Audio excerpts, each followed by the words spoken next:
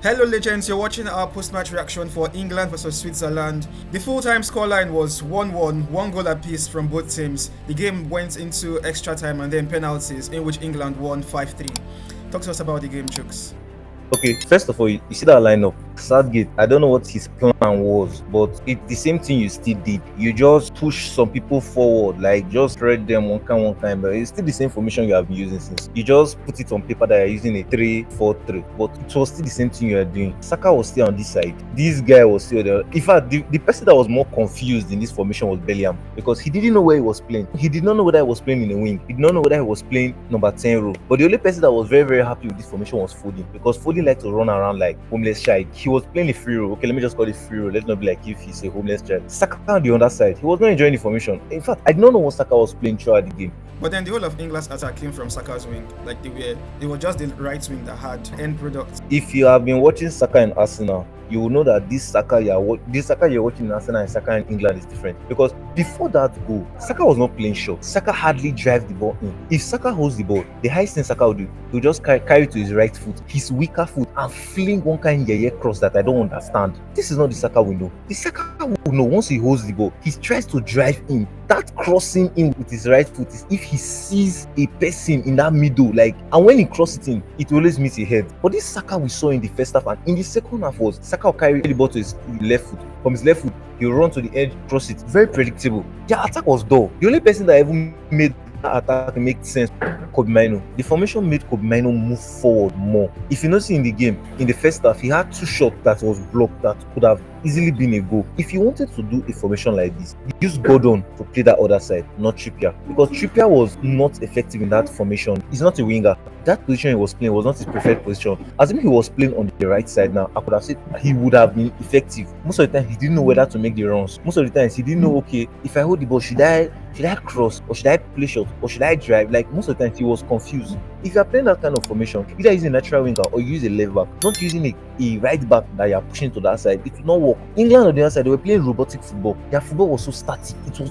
not fun. It was just they were not trying to make anything happen. They were just playing too safe. Pass the ball here, pass the ball. Sometimes I'll see some true balls. Yeah, they're supposed to weak to Trippier. That's why I said Trippier was confused. Trippier now on the other side will not know, oh, should I run? Should I make space? Or should I make run so that they will give me the ball? He will just stand. Coming into the second half, Switzerland punished them. I think Switzerland had some respect for England because I was expecting players like Undoye to flourish more than they did.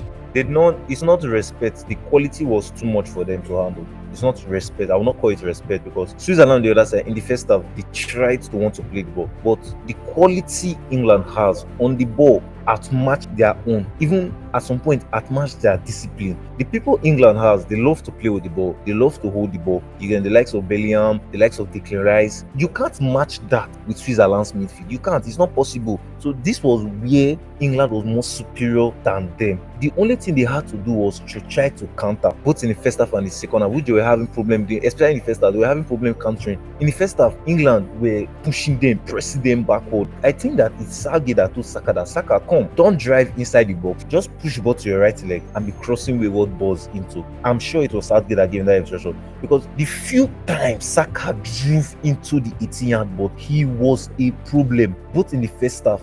He drove into in the first half, I think twice. And those two times, it was a problem. The left back was not on his level at all. One of the times, he drove it, he put the ball in low, they blocked it out. The second time was when Kobbie Mainoo almost scored, if not for that midfielder that was alert to the danger. That could have been 1-0. You feel me? That was what I was expecting from Saka. But I'm feeling that Southgate told him that come play static football, cross the ball in. Southgate is dulling this team. This team knows what to do. They are not having this free flow. Do you understand? This England team, all of them, they have their own different abilities. Southgate is not allowing them to play like a free-flowing football. And that's what I'm seeing here. Now, in the second half reached, I was not expecting, okay, make changes, make something happen. Don't you want to win this game? Do you want to draw it and enter penalty? This Switzerland is not good enough. They are just more disciplined and take their chances. Now, 75 minutes, they scored a blunder from Stones. It was immediately they scored. That's when you're making changes. When they wanted to make that change, I knew that it's one person that they'll sacrifice. Who is that? Kobbie Mainoo. I know that he's always the scapegoat. And before Kobbie Mainoo left that game, Kobbie Mainoo was the best player on the pitch. See, this thing is not, how will I explain that? It's not me being, I'm not being sentimental. He was the best player on the pitch. He was the one who had the most clear chances to score. But it was not like if he missed, he did not miss them. It was bluff. Apart from the chances he created, he was in that game 100%. If you even check SofaScore, he had more rating than anybody on the pitch, up to like close to 7 points. I think 7 points. How many? That's what he had. Above everybody on that pitch. That's SofaScore. Now, watching the game, he sacrificed him out. No problem. I don't have an issue with that. He's a young lad. He should not be playing the whole of the game. Nice.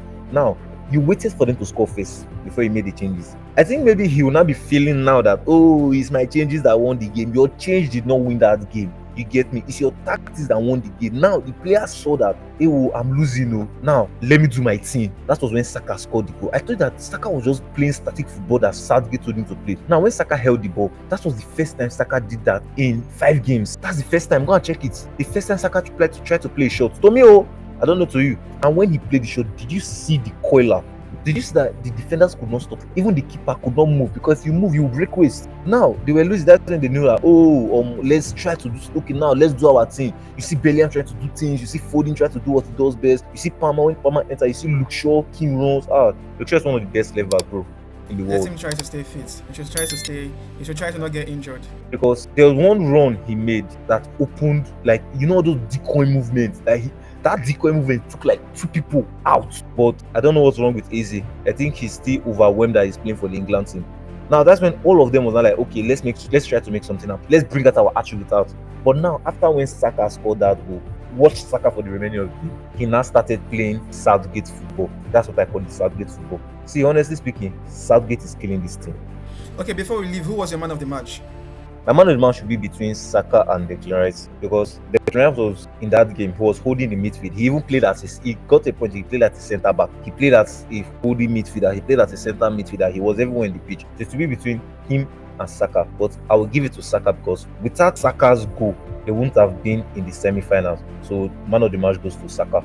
All right, folks, that's it from us. England beat Switzerland via penalties. England are through to the UEFA Euro 2024 semi-finals, and England will play Netherlands in the semi-finals.